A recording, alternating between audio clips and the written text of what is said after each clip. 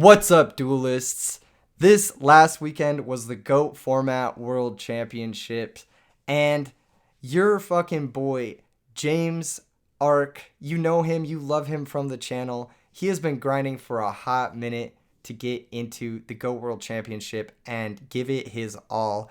James, what the fuck is up, bro? What's good? What's up, Keegan? Yeah, I'm glad I can represent the Edison format, the Chad superior format at the GOAT World Championship. And I ended up doing really well. So want to do a little video for us. So, James, why don't you tell the people a little bit about how you got into GOAT format and what really sparked your your joy for that? I played back in 2005 a little bit. I was pretty young, so I wasn't very good at Goat, but I always knew it then as the years went on, as like something people returned to and played a little bit. And on Dueling Book, or maybe at the time Dueling Network, I would occasionally like play games with friends in Goat format because like a lot of other people thought it was like super skillful or whatever. So I would just play like Go control mirrors for fun and had fun doing that. Eventually I was like, kind of making my own little like counter goat control brews, but still just kind of for fun and not taking it very seriously. In the start of quarantine in 2020, I just found myself with a lot more free time. Work had kind of slowed down. So that's when I found out there was this sort of Edison community on the Format Library Discord. So I joined basically to play those Edison tournaments, but then I realized they were even hosting bigger and more popular Go format tournaments. So I kind of like decided to try my hand at that, just for fun, and thought it could be something I was good at. At first, I definitely wasn't good. I did really bad in the first couple tournaments and just didn't really understand like the current developments in GOAT format. And that just made me want to practice a lot more, which I started doing kind of in the fall. You definitely started to practice. I mean, it reflected in your ladder performance. I believe you were all the way at number 1 on the ladder, not only once but multiple times. Correct me if I'm wrong, James. That's correct. Yeah. And I also maybe it's worth just saying briefly like what the Goat Worlds thing even like is. And so basically like the goatformat.com, they organize a bunch of tournaments. And so every year they organize this like world championship, which is basically just an invitational. But anyone that's done well in tournaments across the year, they've kind of like funneled into this one tournament. Like there were like Reddit tournaments that qualified you. There were different cash tournaments. There were IRL tournaments. Like anyone that did well at these various things got sort of an invite. This year was the first time I think they did it on the Dueling Book ladder. And I was, I think, second on the ladder even before they were giving invites. And then it reset. And then I was first. And then I got top four again later in the year. So basically, like, I just grinded the fuck out of ladder once I realized it existed. And that definitely helped me, like, get back into modern practice. Yeah, and that sort of like routine, that sort of solo routine, it honestly got your chops up and like your goat skill up. You didn't really have a team you were testing with initially. You just kind of solo grinded it, and it paid off. That sort of like rapid fire, let's just play another ladder game, whatever. That's like one of the best kind of training you can do. Totally. Well, it's against a really wide variety of decks too, which, as we'll get into, I actually played against like seven different decks. I definitely credit like just grinding on ladder every day, just because I found it fun. It wasn't even about the invites, but I ended up doing really well at it, and it just teaches you how to like deal with a lot of different, even like obscure situations, how to test decks really well. But also, what was funny is that I would do really well on ladder, but then in tournaments often still do kind of poorly or just like get unlucky or whatever. Yeah, and that kind of leads me to the next question I want to ask you. You had been grinding in these tournaments. You'd been struggling for a little bit, but eventually, you came with the heat. Eventually, you brought this deck list, and you placed really, really highly in a tournament. I believe you got second place in one of the qualification tournaments and earned a second Worlds invite.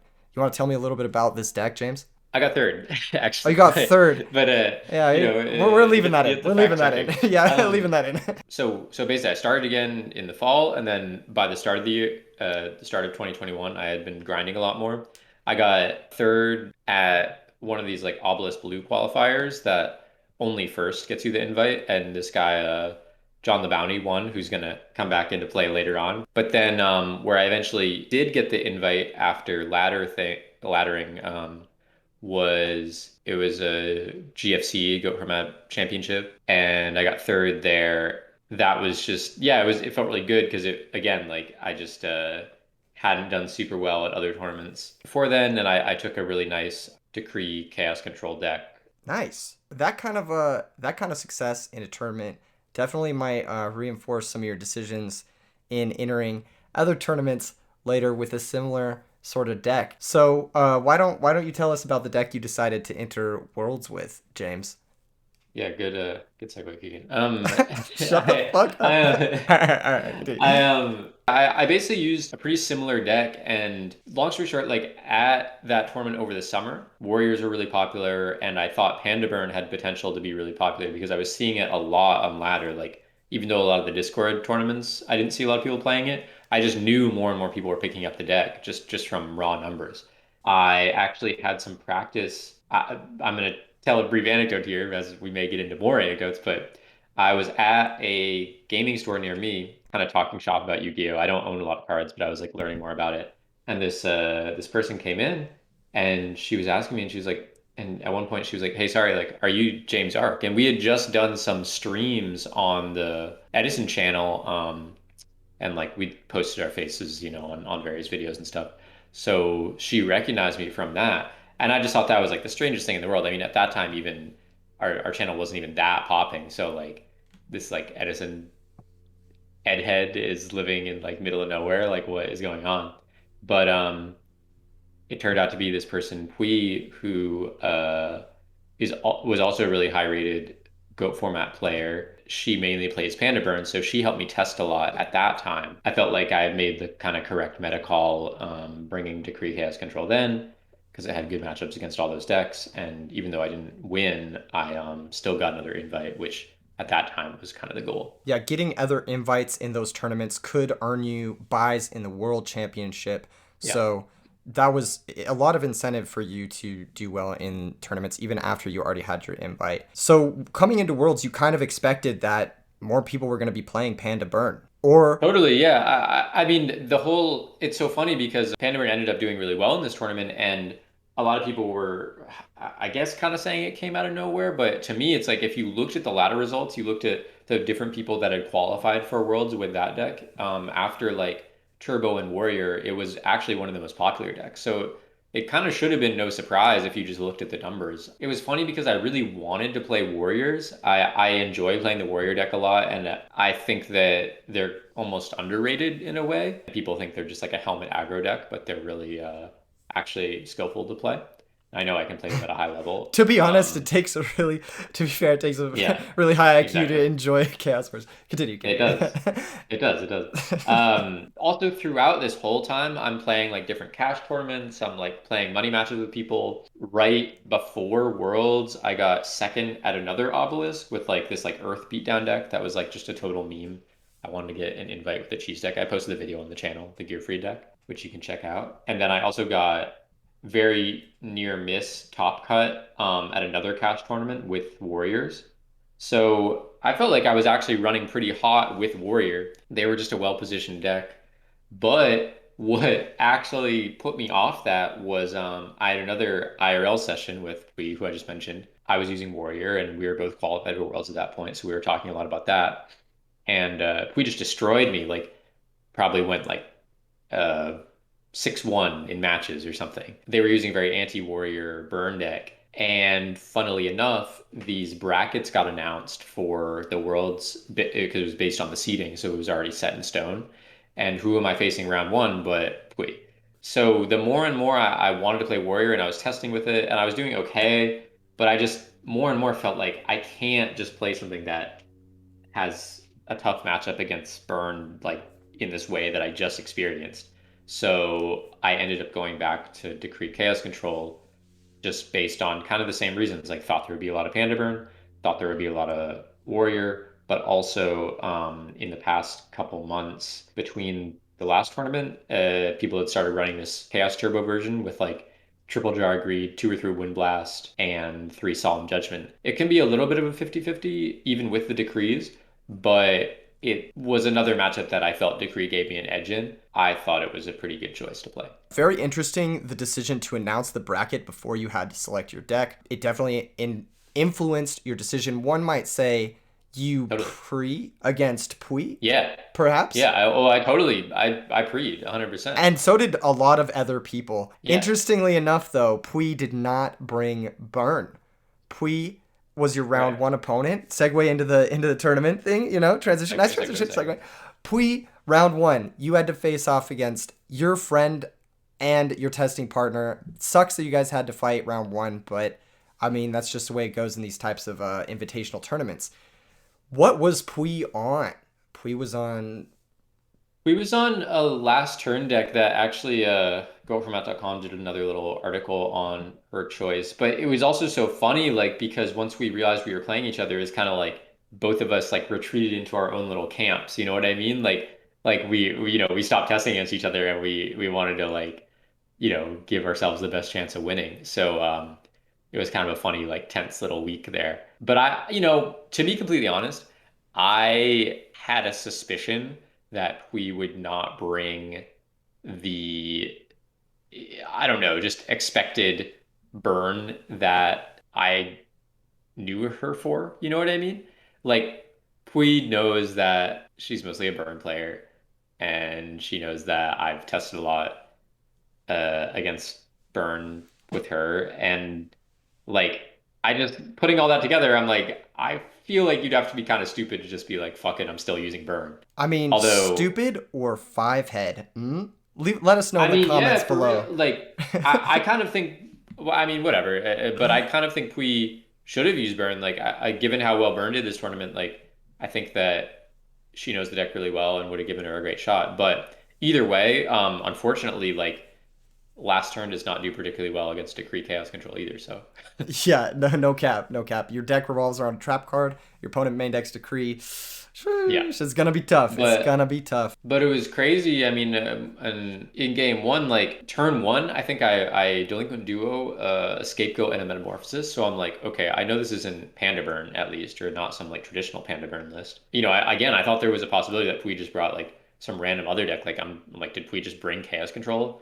Like practice with it a lot the past couple weeks and trying to do that. Like, okay, cool. And so I kind of played the first couple turns of the game as if it was chaos control, but knowing that there was also a decent chance that something funky could be happening. Something very And nefarious indeed. yeah, and then like a morphing jar was flipped, and I'm like, okay, at least this isn't like standard chaos control. At some point, a Jowgen got summoned, and like I don't know, I wasn't even thinking about it at first, but then like I enter my draw phase draw, and she actually said in the chat, like, is there public knowledge of a sinister serpent? And I was like, what are you talking about? Like, I don't know, just search the log or something.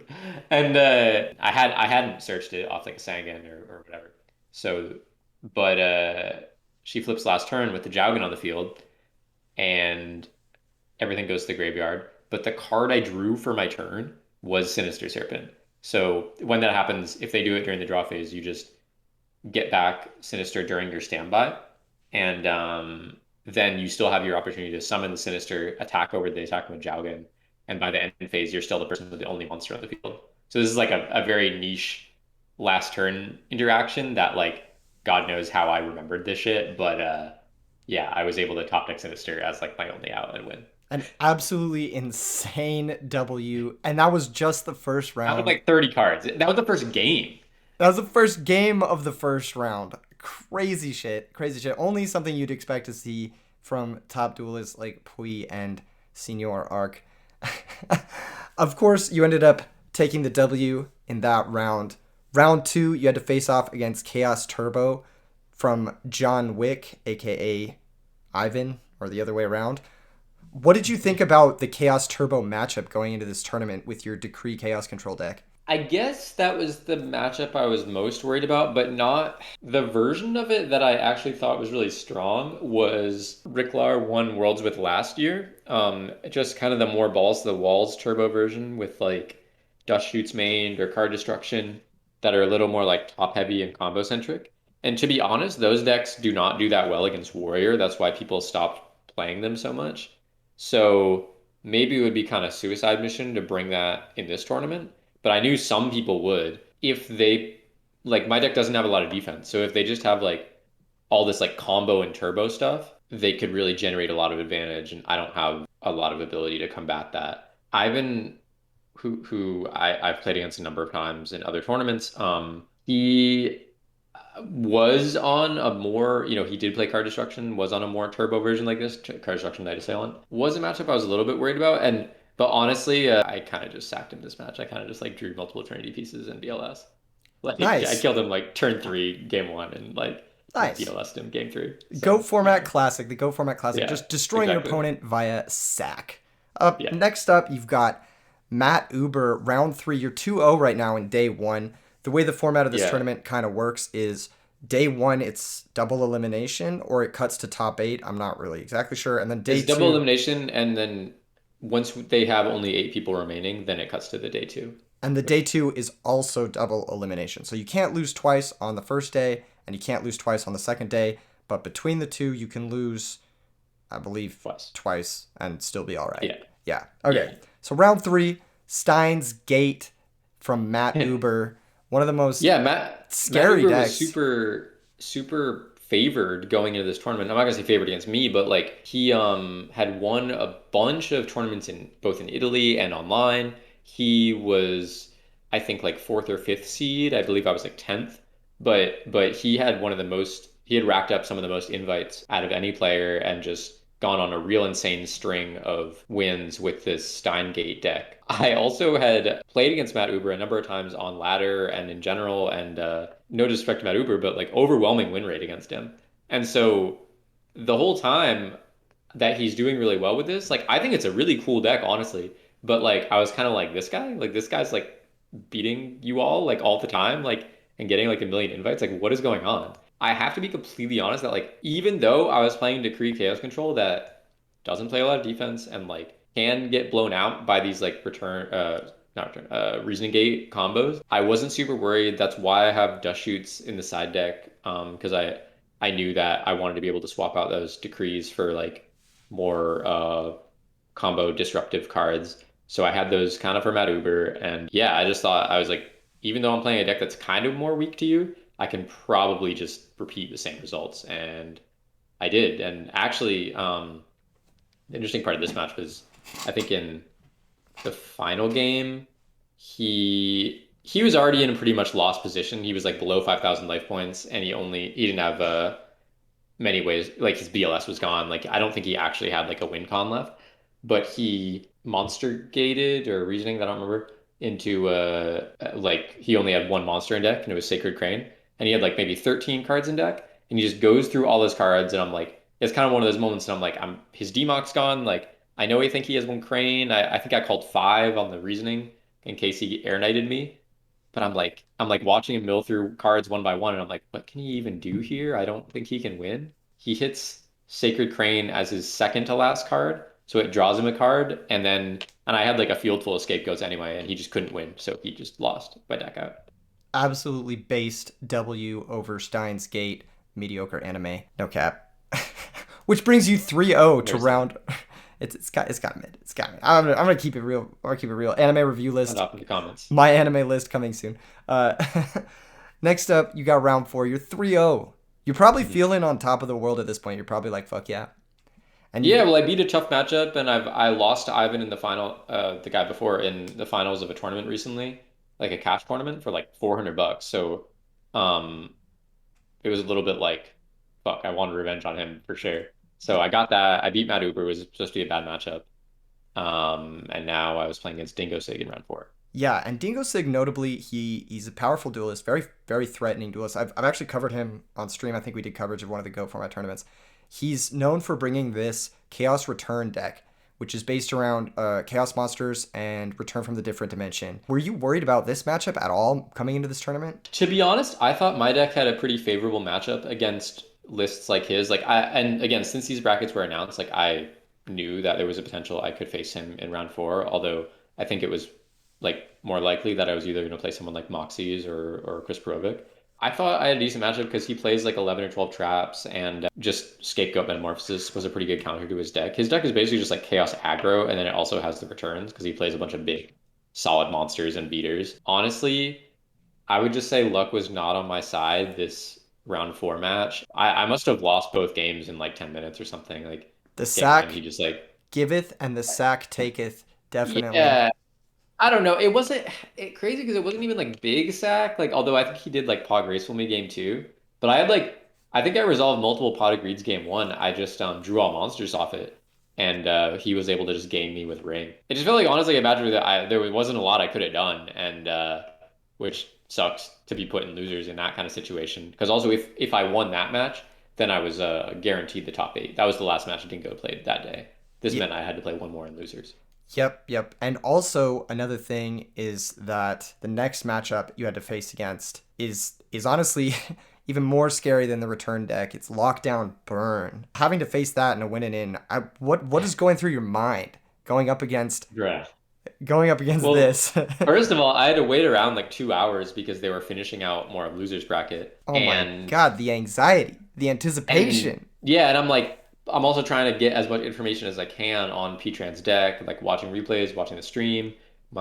He played against my friend Geist, and P-Tran beat him, knocked Geist out. SDL Killer, P-Tran was able to knock him out as well. Even though I wasn't looking forward to playing Lockdown Burn, I mean, I'm maining Triple Decree. So, like, I kind of was like, maybe I'd rather play P-Tran than either of those other Geist or SDL Killer that are both really scary players. So, anyway, I actually think I lost game one. He only mains one breaker as I think out to a face up decree, but he had it at the right time. Then he like either solemned or seven tools my other decree. I knew he sided into Stein, so I prepared for that a little bit the way I sided. I think I had dust shoots in addition to the decrees. Any lockdown burn thing is really hard. You have to like play really carefully and like you kind of want to just wait until you can do one big push and force out all their negates. And I don't even know if I would say I played this matchup perfectly. Anyway, by the end of game three, I was up a lot. I had a really good board position, and I think I had either a wombat or like my own breaker or something, and he top decks breaker for turn, and I decree up, swings over my breaker, maybe his two pops my decree, and I didn't have a second decree. So now it's like, okay, now all your traps are live, like, and I had a hand of like dead chaos monsters. I had an opportunity where I could have like decreed and then used graceful, but I didn't think about it, and I just gracefuled first, and he had magic jammer. I did think about it. I thought it was still worth it to do that play, but I should have decreed first. I think it was a misplay on my part. But anyway, it left me with a handful of dead chaos monsters, and he was just beating me down with breaker and tomato, and I was like, fuck, I'm really gonna lose to this like half burn Stein deck, but he's not even using any burn cards. I'm drawing so dead that I'm gonna lose. I'm setting Tsukiyomis just to like block damage, and I know I have like my turns are running out, you know what I mean? And I top deck Thunder Dragon on the final turn. He's at like 1,000. I summon BLS, try to swing over the breaker. He blocks it, but I'm able to summon like Chaos Sorcerer, set a Magician of Faith, and just like win over the next two turns because he didn't draw any more burn stuff. It was Very, really tense. very fortunate, absolutely last minute top decking. Like I said, the sack giveth and the sack taketh. Very powerful day one finish at 4-1 that puts you into top eight for the day two bracket. Any thoughts going into top eight? Were you just like relieved that you got that W over Petran, or were you just focused on the next match? Yeah, I was feeling pretty good. I mean, the fact that the bracket resets, I was like, well, now I have more chances to win. And, I was kind of looking forward to the rematch with Dingo and all that. Once the bracket got announced for top eight, I was playing against Labani round one, who, honestly, out of any of these players, maybe I wanted to play him the least because there were three burn decks in top eight, and I would have totally liked to play against those because I had the decrees. Warrior, even with the decree, can be an iffy matchup, but I knew I was really prepared for it as well. I got some matches in against my friend Marcus. Shout out to him using Labani's deck, and he actually like 3-0'd me or something. So I was like, okay. I mean, the games kind of were what they were, but I was like, all right. But yeah, I mean, I thought I had a pretty good chance of taking it because a lot of the decks in top were decks that were weak to decree, and Dingo made top, Matt Uber made top, Ivan made top, so. honestly, even though at the time I felt like I had kind of an easy bracket, like the matches themselves were easy, but like three out of the five people I played day one made top eight. They were all very, very fearsome opponents. I mean, you can't discredit any of the players in this tournament. They Yeah. had to earn an invite, which is no hard, no easy thing to. It's not. Yeah. It I ain't well anyway, easy.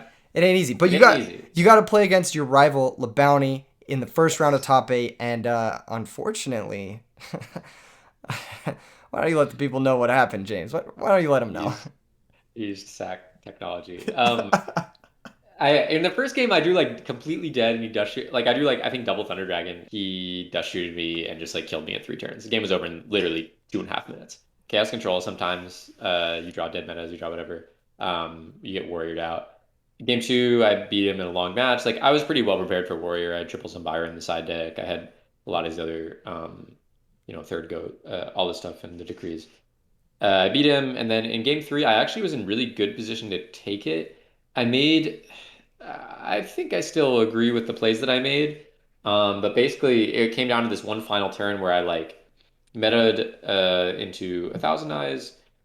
I swung, and he had a mirror force, and he had zero cards, no cards in hand, no cards in field, and I had like a chaos sorcerer and a sinister serpent and in hand, and I made the decision to summon my Chaos Sorcerer just in attack in main phase two, just to block damage. We were both pretty low life points because he still had like two Kaikus left in deck, like three Solemn Judgment that could have negated the Sorcerer summon, a Don's Lug that could have discarded the Sorcerer, and a bunch of other stuff compared to if I summon the Sorcerer and then his only outs are something like a Snatch Steal, Exiled Force, or his own BLS. A card that maybe I overlooked was what he actually drew, Premature Burial, got back his own Chaos Sorcerer and banished mine, and then was able to take the game from there.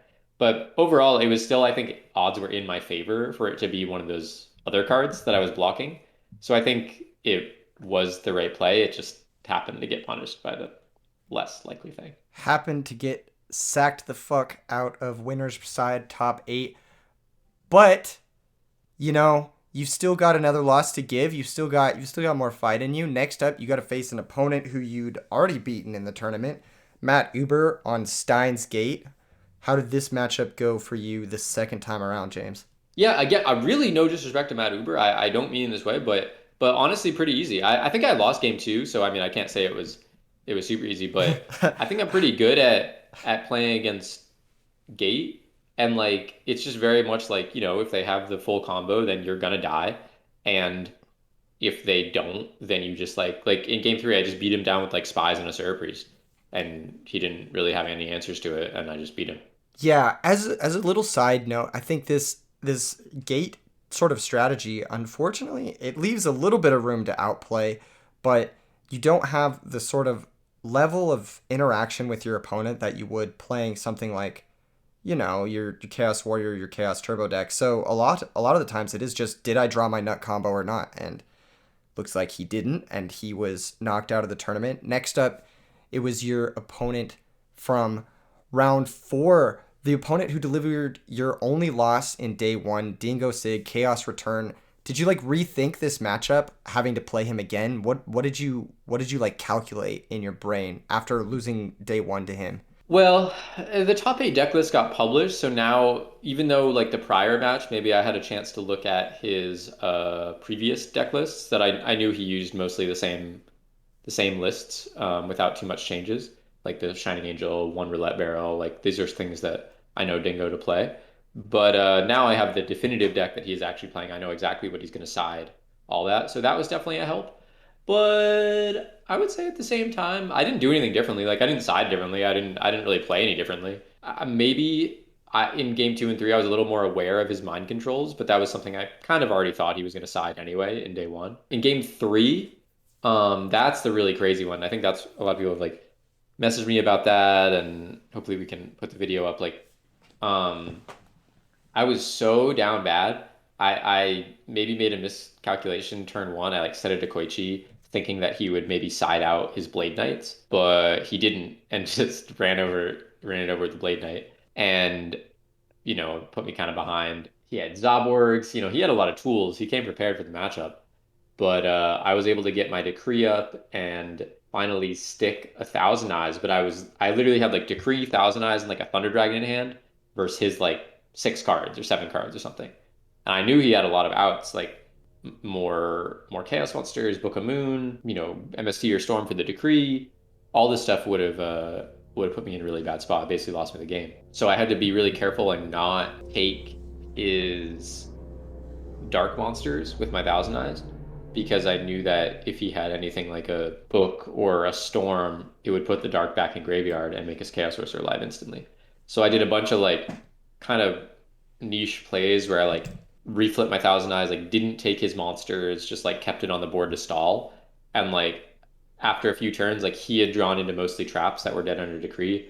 I drew into a BLS. I was able to break the lock at the right time, play around his mind controls in hand, and he just didn't draw enough live cards. They were all dead traps under decree, and I won.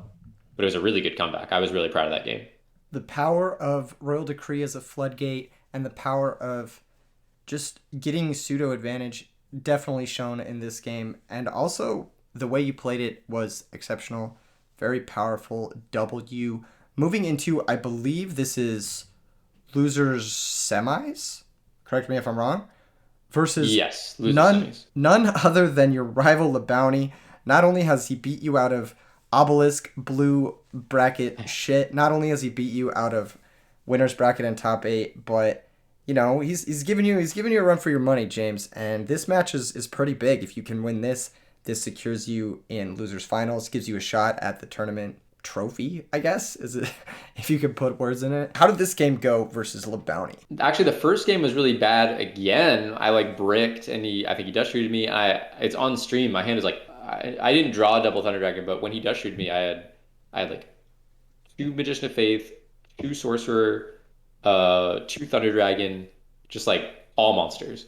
I think there was a sort of potential shot that I could have won that game, or like it seemed like that game got back to kind of even or neutral, but he was just able to take it. I just drew 2 dead. In game two, I was just like I decreed him early and just like ended it with BLS pretty quick.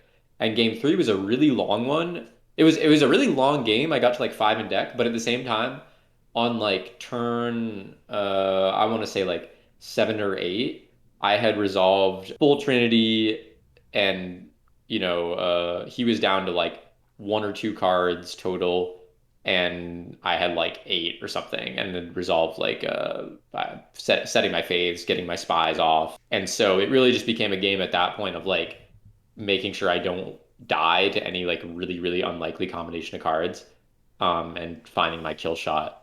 And that was why at the end of the game you see me like recycling graceful a million times because I'm just trying to find BLS. There was a point actually that I had to like these are the things that I think of as like I did a really nice play because there's one point I flip a faith, I get back graceful, and I have like a spy in attack mode, and instead of just like pushing for more damage and trying to end the game quickly, I switched the spy to defense because I was at exactly 4,500, and if he were to top deck BLS, which was live, he could have swung over the Magician of Faith and the Spy for exact game. And just like, I knew I was in good enough position that I didn't have to risk that. So I think that that's a heads up play that a lot of people probably would have just got greedy and attacked. Yes, very very heads up, and it led But you. anyway, I attacked the shit out of him. I've sacked the fuck out of him. It led you to your W. Very deserved resacking from the earlier loss you had to him in top 8, and you knocked your rival Bounty out of the tournament. Next up, you finally get to play against the deck you basically preed against. Yeah. Burn. This is the first time you're playing against Burn in the whole tournament. Well, I played the lockdown burn, but yeah, like I mean, well, yeah, the burn that the cat burn. the No, cat that I burn, actually yeah, prepared for it. yeah. No, I know it's really crazy given how popular it was, and also this is like, I mean, out of the different types of burn I could have played, this is like the worst one because they're playing triple Trunade. One of the guys in Top Cut wasn't even playing Trunade, to deal with the decrees and stuff. But he's also playing WZ, the guy I played, is also playing the cat package. Can push for a lot of damage really quick. I mean, Scapegoat's really bad against these Panda cat burn decks in general, but it's especially bad against this. And like, yeah, just I don't know. Maybe I would still say it's a decent matchup, but like out of the decks out of the other burn variants I could have played, it was definitely the worst one. So that was kind of unfortunate. But I also want to take a moment to mention here that there was like a betting group. People were betting some money on these games. Before the tournament, we picked players who we thought would do well, kind of fantasy football style. I'm being the cocky dickhead I am, pick myself as a first pick. I probably would have picked someone like Delinquent, honestly, but he had already gotten taken. But I picked myself thinking that I had a really good shot to do well, knowing the prep that I had put in. As a later pick, I actually picked WZ because I played him a lot on ladder. I knew he was really skilled with burn. I knew burn was well positioned for this event. And funnily enough, it was 4 picks total. Two of my guys didn't show up, and then but I was the only person that had two of their picks in the top 8 and now top 3. And so I was able to just win a bunch of money off everyone because I picked it correctly. And I had to play against my guy in the finals or the this losers finals, I guess. Yeah, unfortunate that you had to your betting could not be final two, but this is the next best Yeah. thing, and that's pretty insane. All right, how did the Yeah, games go? How did they go this is where my between? tournament comes to the end, unfortunately. I mean, in game one, I like blocked some damage with a goat, which I knew was a risk, and I knew I would need to get rid of those goats, but unless he had a bunch of burn traps right then, it was still like he was threatening he like cat and he had triple Milus Radiant on board. So it would have been 5,400 damage. I still need to block that damage with the goat. Even if he has burn traps, I'm dying anyway if I take the damage. Then I realized after a little bit of rewatching, in my sadness or whatever, that like what I ended up doing, I like crashed one goat token into the Milus Radiant, which is a really funny play. I'm it's funny that this even came up, but like the goat tokens get boosted, so I'm only taking 300 damage per crash. And I knew that. I definitely knew that at the time. But I probably should have just crashed all of them. I thought that that would still leave me too low to a panda. Like if I'm losing to panda either way, I would rather keep the tokens for meta targets, but there was a way I could have blocked the panda. And so, yeah, I basically just had a slightly different line, but it's really like obscure. It involves like crashing all the tokens and then like storming main phase two, in case he doesn't use all his burn traps. Certain things like that, like as much as I lab the matchup, which I really have, more than a lot of other people, I think, it's like I can't be too hard on myself for missing. Like I can and I will be, but like, it's like, come on, I didn't see this like random ass play that's gonna come up in like one in a million things.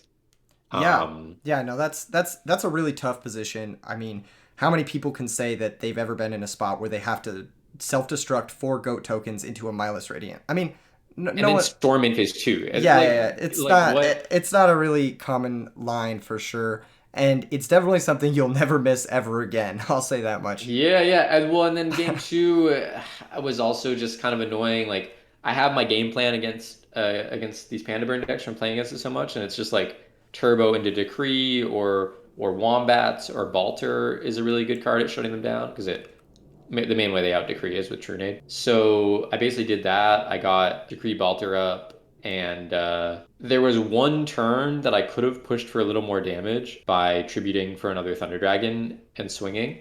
But if I did that and he had level limit or a way to deal with the Decree plus a Gravity Bind or something, then I would be completely locked because I had full Ojama tokens and I wouldn't have a level 3 or lower monster. So I was thinking that I would keep the Sangan on the field a little bit, but then I kind of realized that like I think if he draws level limit, I'm in bad enough position anyway that I need to just try to kill him as quick as possible. Funnily enough, with a few like kind of crucial string of draws of him, he was able to stall out for a few more turns. And if I had just tributed that for that Thunder Dragon and swung a turn prior, it would have been enough damage to kill him. But he got one extra turn, and there were like I can't even say he got lucky because there were like 4 turns where if he had drawn any panda or rescue cat, he would have won. And on the very last turn, he drew a panda and he killed me. So I lost to a top deck panda. Yes, a top deck Panda in 4 draws, but still a very close game, very very tight stuff. A lot of minute calculations had to go into it, and an insane run, leaving you placing third in the World Championships of Goat format. Were you happy with this? Like, was this an expectation that you had? Like, did you expect to make top. Did you expect to win? Like, were you happy or were you upset? I guess is what I'm trying to ask here. Um, I mean, I was upset in the sense that like it doesn't feel good to lose to a top deck ever, you know? Like, and especially in a game I thought I played pretty well and thought I was pretty prepared for the matchup. So I was like annoyed, but I wasn't upset just because like I said, it was like four draws, and it's like that's what the deck does best. It's like you can't be mad at a chaos deck for drawing a chaos monster or something. It's like it's what it's built to do. And so I just knew the odds, and I knew that I was playing kind of a very hopeful game. But of course, I was a little sad I couldn't take it all the way. And it was like, more prize money, and I would have loved to play against Delinquent, who actually knocked me out of one of those very first tournaments that I wasn't very good. I played against Delinquent and made a bunch of misplays, and he just beat me. So it would have been very funny to play against him. I think he's definitely one of the strongest players in the game, and he was able to beat WZ in the finals to take it. But yeah, I mean, wish I could have been there. Wish I could have taken first, and even overcome this kind of tougher matchup. Just was what it was, and I felt like I made the right call for the event and was able to beat a lot of really strong players, including a few demons of mine, and just lost the way I lost. Do you think you're gonna try to come back for gold next year? Do you think you're gonna try to grind the ladder again or something like that? Well, I don't even think the ladders are giving invites, but what's funny is I think only the top two get re-invited to Worlds. I think I have to qualify a different way. I'm not sure if that's still the case. Now I don't know. I wanna honestly do more Edison content and all that and just grind that out a little bit. I don't know. I definitely enjoy playing Goat and want to continue to do it. I don't know if I'll grind exactly the same way that I did this past year. And I guess that kind of answers my next question for you, which would be, you didn't really. I mean, you tested a little bit with, I believe, Team Overdose. Mhm. Correct me if I'm wrong on Yeah, that. yeah. I wanted to mention that earlier too. Like, I would definitely give a big shout out to them. Back there was a 3v3 tournament, and I kind of got hit up by them to play some games and collaborate with them. And so I linked up with them then, and through the next like 6 months, really like played a lot, kind of theoried a lot, and it wasn't just Overdose. It was also Geist D was in the group chat, Smoker. I also had help from a private consultant, Mr. N. He helped me a lot. I hope he returns from exile soon. But yeah, like I was testing with Chris and Dale and Geist, who were like literally the best players. It was hard because it was like I was losing sometimes, and we honestly it was just we were going so even, and I know it pissed off all of us because it's like it almost feels like you're not doing good testing because it's like we're running these like warrior against turbo, warrior against chaos control, whatever. And like I swear to God, like if you look at like Chris and I would play like 4 or 5 matches in a session, and it's always like 2-2, 3-2, like 3-2 in favor of one person. The next set, it's 2-3 in favor of the other person. Like so it was like just, but it was good testing, and I definitely, even though they didn't do quite so well, I really thank them, and that was definitely the most like prepared I'd ever felt for an event. Even going back to IRL days, and I really hope to continue to work with them, and they're really good guys. Yeah. Helped. And seeing that is pretty cool for you. But I mean, if you're not looking to like compete in the worlds, I guess my next question was going to be if you saw yourself not maybe joining their team specifically, but joining a team in general. But if you're probably not going to be, focusing so much on that, it wouldn't make too much sense.